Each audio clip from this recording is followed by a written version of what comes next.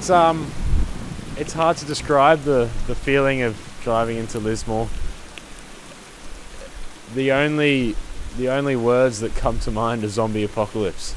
You see on this corner that we're standing, every single building is empty. Every petrol station you walk past is boarded up. In fact, every building you walk past is boarded up. And here we are on a Sunday night with absolutely no one on the streets at all. The town itself feels eerie, and it really feels forgotten in a lot of ways. The people that you do see look cold, and it's a really, really depressing sight.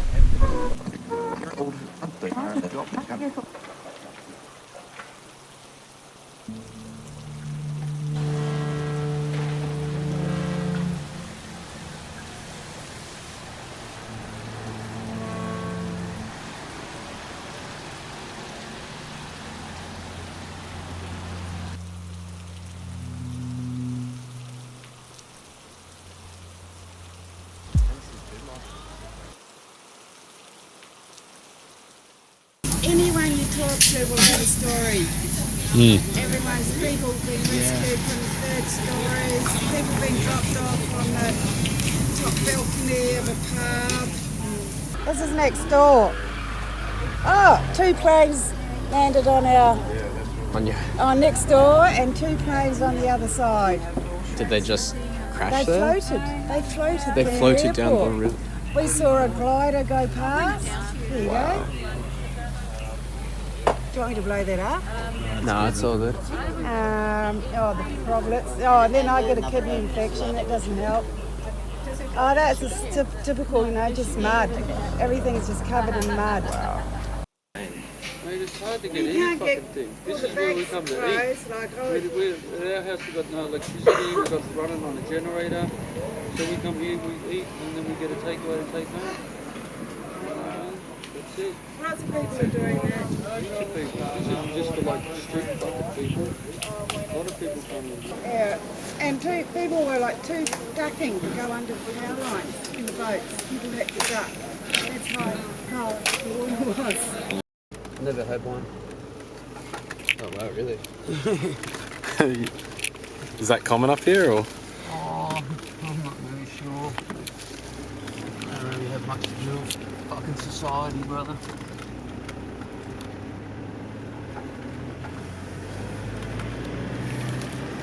Just do our own thing, Yeah. What do you do? Me, I'm a commercial diver by trade. Oh, fucking nice. Yeah, pretty fortunate. Get to travel quite a bit. Yeah. Seen not much of the world? Oh yeah, all of it. Yeah. Nice. But like all these footpaths were just all lined with shit, garbage. It was everywhere. Like see they're stripping out this place over here. It's pretty much what the town was like. It was everywhere, man. But this is sort of where we were at. And then we got another flood. Yeah. Another record flood. Yeah, you had 2 in like a succession of like 2 months or something. Yeah, 3 weeks. You know what I mean? It was just like, fuck, man. So everyone got sort of, okay, we get flooded and the first time, and we're just getting our shit back together. And then just got another big kick in the teeth. That was fucking terrible.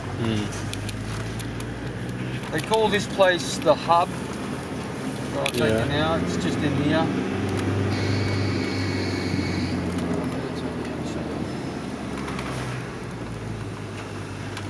So this is like New South Wales services, Australian services. There's a pop-up Coles over there. Oh, okay. And you can come down here. This is what we Oh, they blocked all this fucking shit up. There's Australian services. There's a washing machine truck over there, so that's where we do our laundry Oh, over there. okay. And there's toilets and showers in there as well. There's your Optus phone shit, food caravans.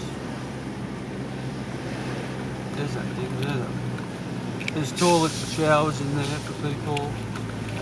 We just drop our laundry in there. That's how our laundry gets done. Right. And this is the cafe over here. I'll drop you off there. We'll see you in 10 anyway. I'll go back and get these ladies.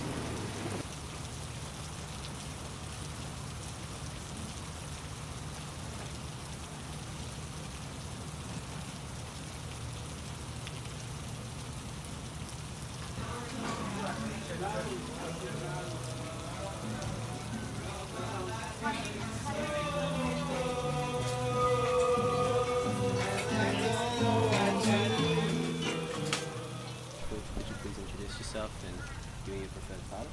My name is Tessa, and I'm a volunteer at the Trees Not Bombs Kitchen Recovery Cafe. I guess it's like a loose collective of people who've come together following the floods to provide like kind of a warm space and food to people who've been affected. And the kind of ethos of the space is to kind of create a little bit of hope in this climate catastrophe, and to really name it what it is, a climate catastrophe. Yeah, well, I guess like climate change is really very much a social issue as well as an environmental issue, in that there's the homeless population, there's all the recently homeless because a lot of people have lost their houses. There's a massive housing crisis in the Northern Rivers, where people are being pushed out of all of the bits that used to be affordable as wealthy investment property owners come up from Sydney and they buy up all that land, and so they get pushed and corralled into the places that are the cheapest places are those that are most vulnerable to the floods. So I lived in South Lismore, for example.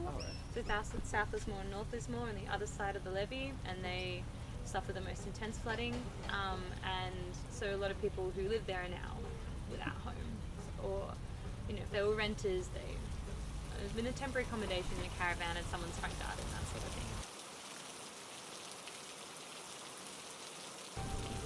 It makes me furious. Yeah. Like, it's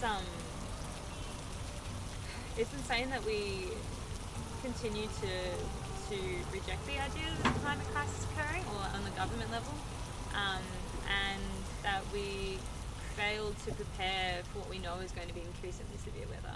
We know it's going to be increasingly severe flooding events, or like they're going to be more regular. It's something that I wasn't surprised when we flooded. We had our second major flood of the year only a month after this hectic one. I just wasn't surprised, and it shouldn't be. And the government had so many. They were briefed so many times by climate scientists, by the CSIRO, that this was a possibility, and they failed to prepare us. Yeah, almost a bit like being gaslighted when you're told that something that is really serious is occurring. Come a bit closer. Yeah. One of the locals told us a story about people trapped in hotels, and when the water came in, the lock system failed and they were trapped inside of their rooms. They told us about people with kitchen knives, like the knives you butter your fucking bread with, trying to cut through the ceiling to escape.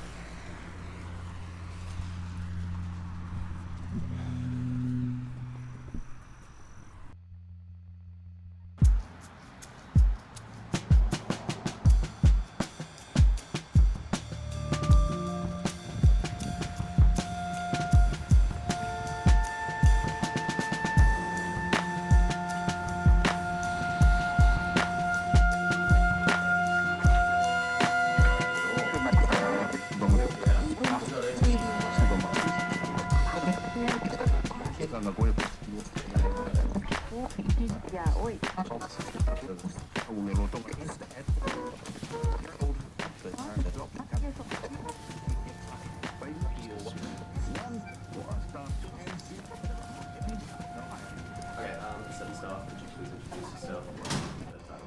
Yep, Steve Krieg, Mayor of Lismore. You can call me Steve.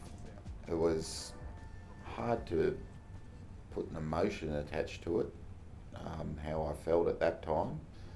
Obviously, I lived and worked in the CBD. Our business was down there in the CBD.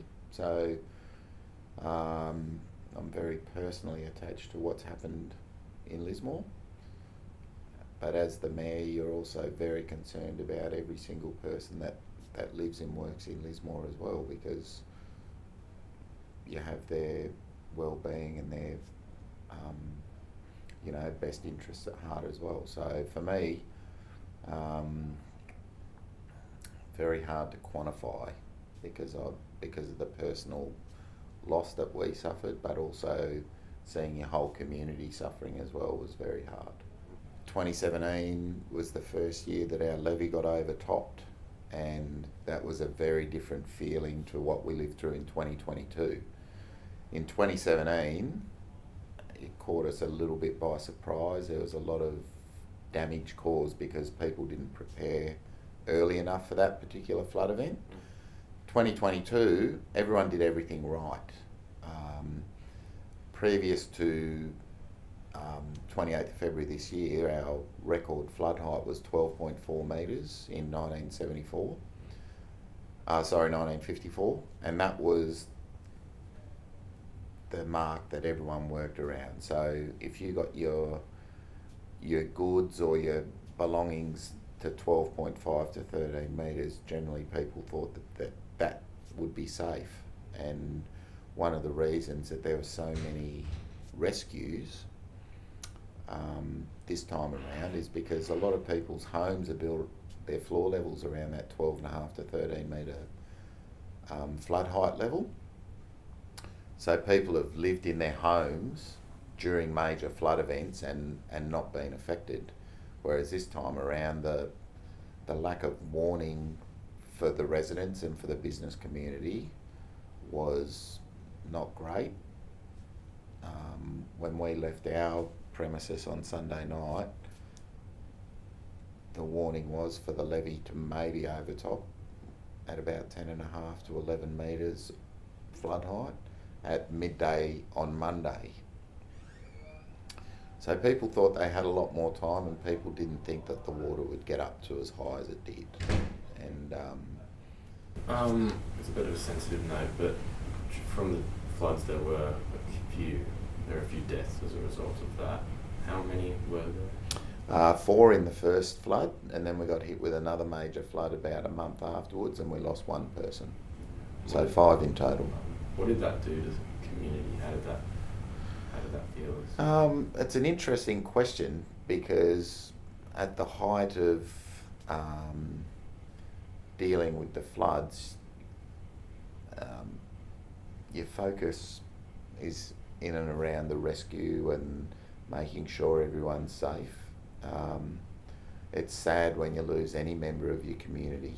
There's no question about that, and there was a period of grief and a period of mourning to go along with that. But you also are very thankful that we didn't lose more as well. So when you hear some of the stories about some of the rescues that went on in that first flood event, and I know that I was working very closely with the police and the emergency services. They actually had their headquarters set up right next door in our council chambers for 3 weeks. So I'd go in there every single day and talk to the police chief and see what was going on, and they were actually preparing for hundreds of fatalities. They'd had temporary morgues facilities set up. So, as I said, to lose anyone in such an event's a tragedy, but it could have been far worse, and I'm very grateful for all the volunteers that got in their boats and on their jet skis to save upwards of 4,000 lives. It was a miracle. And the water was right? and with the guys just passing the kid out, or dad out. Yeah, God knows how long they was. Oh man, there's people everywhere. People were standing in water all night. When they were saved, the water's up here. And a lot of elderly people. And a lot of people have got nowhere, they've just got nowhere to go. That's what's happening now. People stuck in the hotels. Yeah, you get fucked, people ain't got nowhere to go now. All the houses are we're at destroyed, and that's what the problem is now. we're at a housing just up on Ballina Road, and the owner was talking about just all the rental houses he had down the hill, completely wiped out. But he's got so much business now because everyone's coming up and like renting out their rooms. It's insane. Yeah, they're getting the government, all the government subsidised. What's this about people stuck in hotels, is it? It's just stuff we've heard or we know, and it hasn't been publicised. Why not? Lots of people dying. Yeah, like they'll tell you 4 people died, well that's a load of bullshit. 4 people died. How many people have died? We don't know.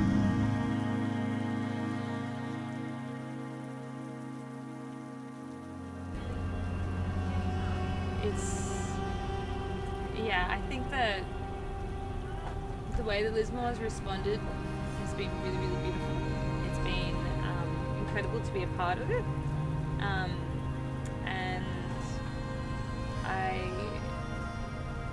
I mean, what I would, I think more than just like recognition of kind of how severe this is I would like people to recognize like it's not, I mean, it's Lismore now, but where is it next? And because with climate change, it's not an issue you can really run away from. It's going to be drought, it's going to be food shortages, it's going to be, maybe it's another flooding event, maybe it's fires. It's like communities need to recognize where the most vulnerable are and to start developing the systems or the processes and the networks to be able to cope in a crisis.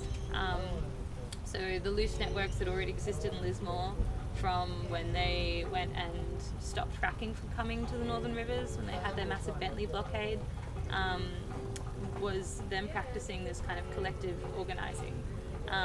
This is, and Resilient Lismore across the road is a tribute to that organising. I think that more than people seeing how bad it has been in Lismore, I want people to realise that to see what the power of collective action is, and that by getting in touch with their community, by knowing who lives on their street, they can better be able to respond to a crisis. They kind of, like those relationships are fundamental to us getting through the crises which are going to come. And I think that in Lismore, we have so many artists, we have so many activists, we have so many people who are living life in a way that's non-conventional, and they really contribute to our community, and they're respected and and celebrated. Like we had someone come in just before saying they wanted to do a fundraiser for funeral for one of the local homeless who died just recently.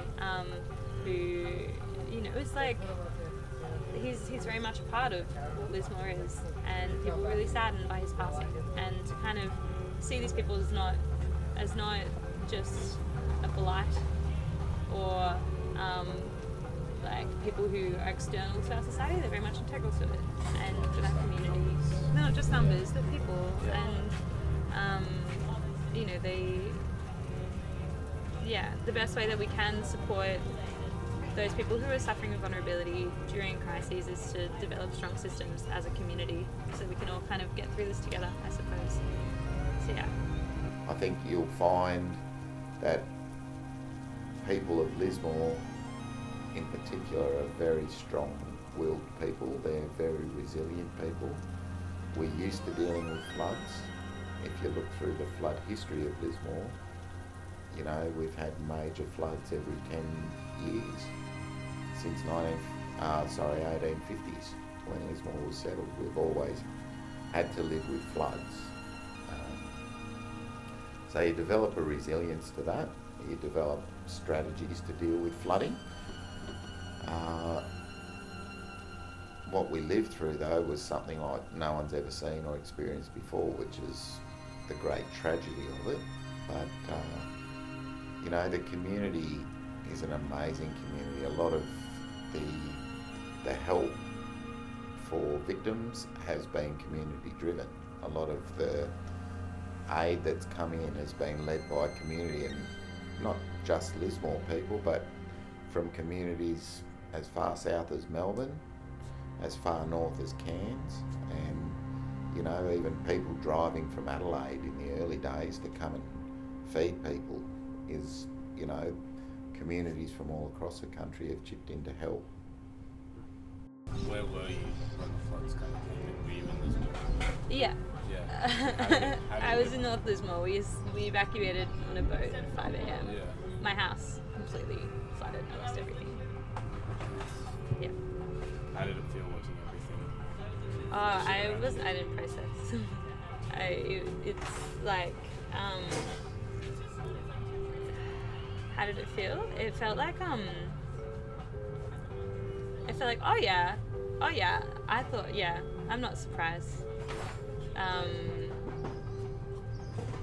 Yeah, terrifying, sad, but also made me really angry,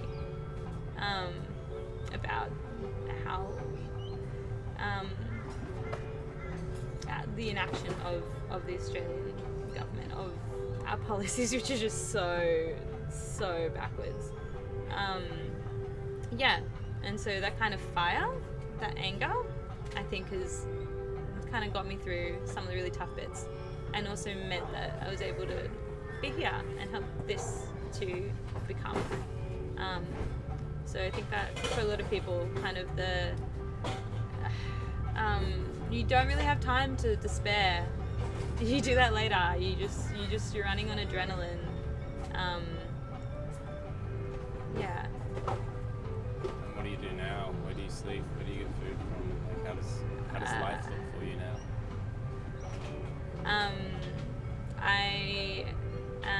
I don't know. I've been moving, kind of staying with a friend here, staying with a friend there. Recently moved out to a little wallaby sanctuary with some friends. So, like, renting a cabin there.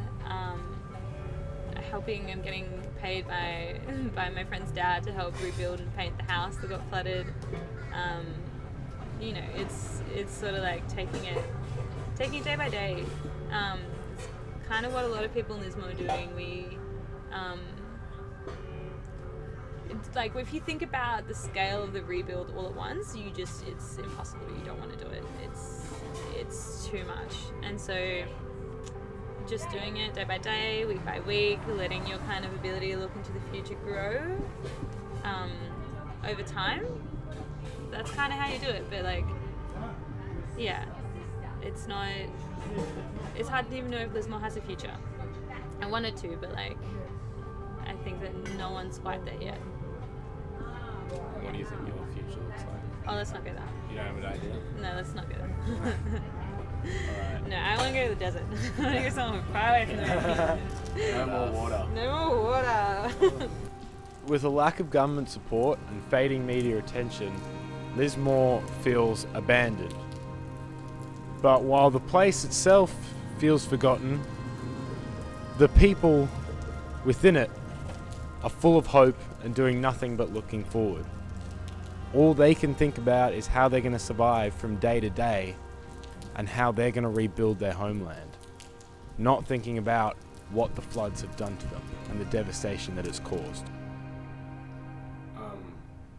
Finally, do you feel like Lismore has been forgotten by the rest of Australia? I think we're fading.